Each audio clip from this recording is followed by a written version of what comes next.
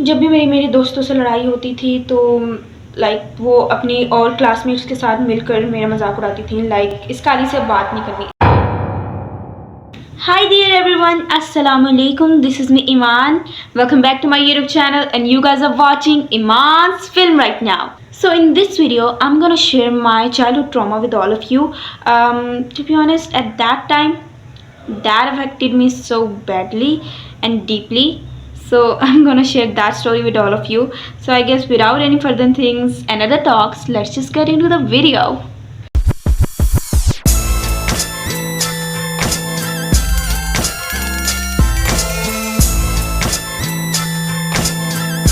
अच्छा जी, तो as you all have seen that I have a dark skin color and I'm really proud of it now.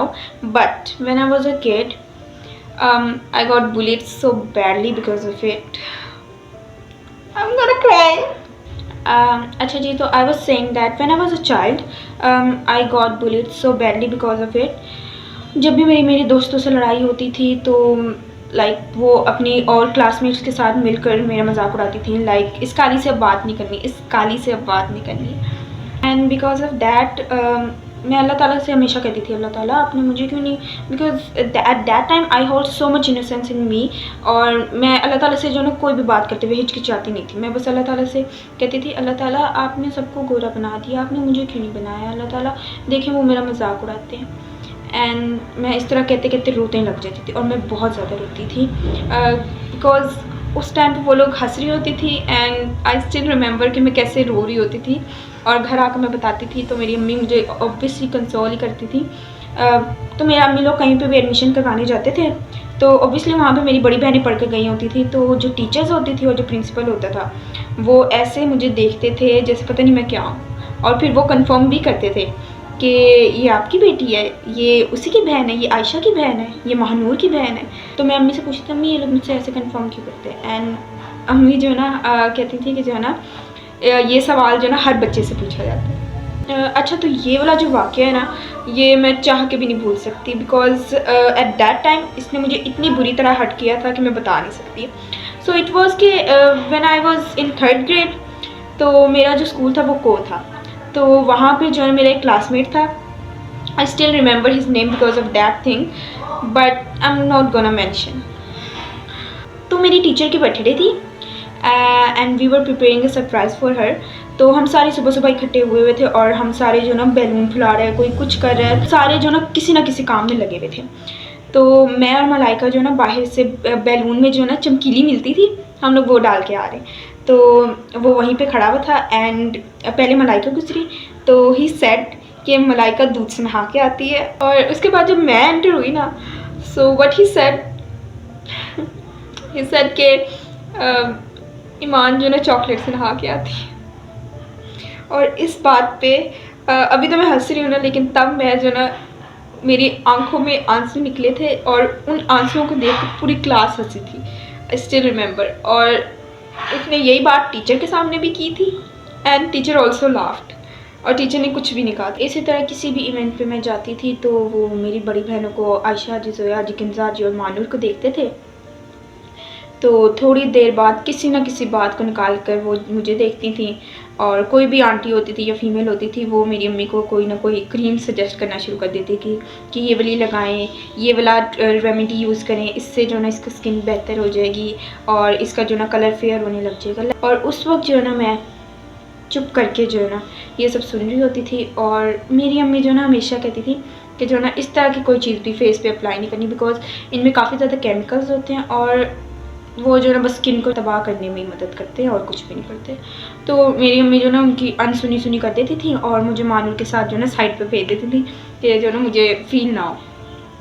और to be honest मैं जो ना ये सब सुनती रहती थी और घर आकर मुझे इतनी ज़्यादा एंग्जाइटी और इतनी ज़्यादा मुझे जो ना अपने आप से जो ना खिंच जाती थी कि जो ना मैं अपने आप को शीशे में घंटों देखती रहती थी और मैं कहती थी अल्लाह ताला क्यों।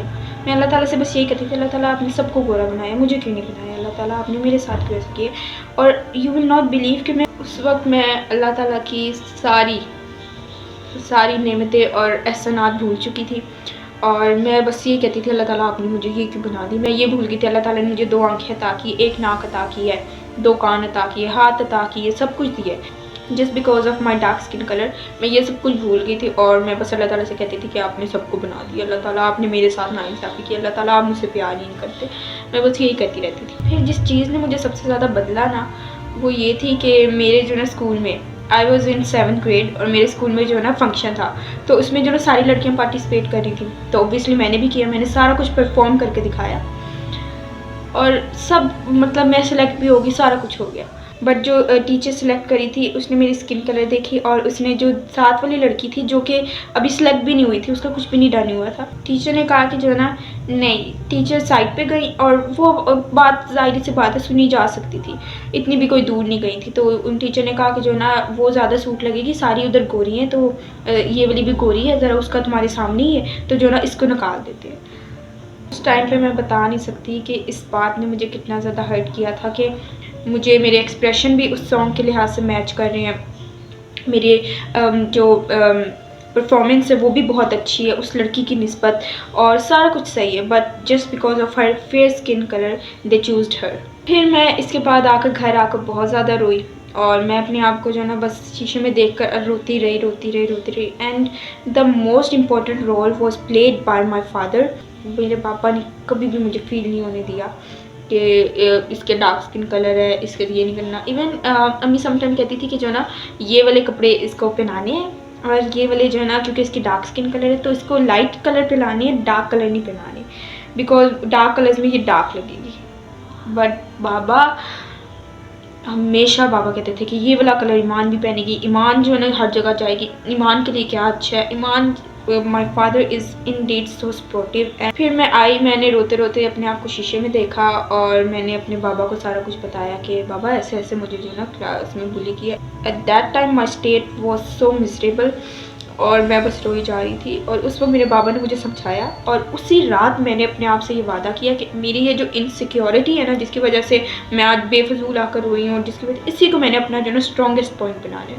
पहला जो 1 वीक था ना वो बहुत ज़्यादा टफ रहा बिकॉज मेरे जहन से वो बातें निकल ही नहीं पाती। फिर आहिस्ता आहिस्ता मैं अपने आप को कहना शुरू हो गई कि जो भी है स्किन कलर ही डार्क है ना, यहाँ पे आप मुझे बोल सकते हैं कि अपने मुँह मियाँ मिट्ठू बन रही है, लेकिन उस वक्त मैंने अपने आप को कंसोल करने के लिए मैंने अपने आप को कहा कि अपने फेस फीचर्स देखो, अपने नैन नक्श देखो कितने प्यारे हैं, तुम्हारे हाथ हैं, तुम्हारे पैर हैं, तुम सब कुछ खुद कर सकती हो, तुम इतनी टैलेंटेड हो, तुम्हारी आवाज़ अच्छी है। मैंने अपने आप को हर तरह से हर लिहाज से कंसोल किया। तो जैसा मैं चाहती थी मेरा स्ट्रॉन्ग पॉइंट बन गया और अब मैं 10th में हूँ और दोबारा सिलेक्शन हुई।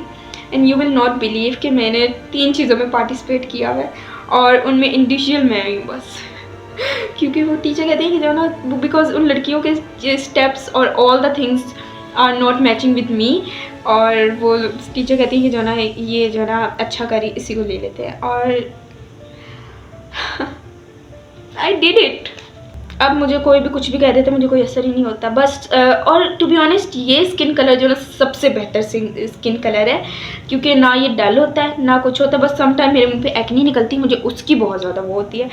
बाकी ये स्किन कलर मेरे लिए ये and I am in love with my skin colour.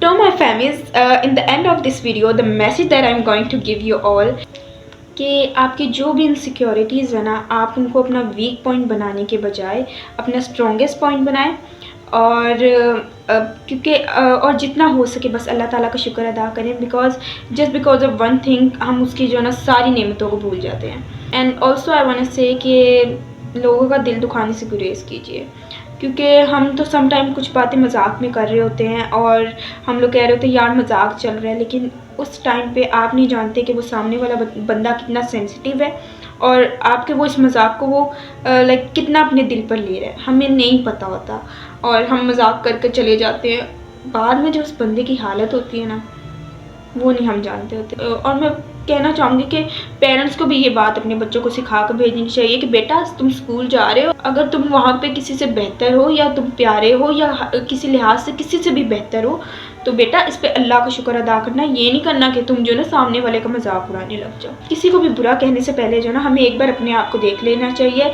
और अपनी उन इनसिक्योरिटीज़ को जो ना एक बार तब देख लेना चाहिए जब हम किसी दूसरे को जज करने जा रहे हों।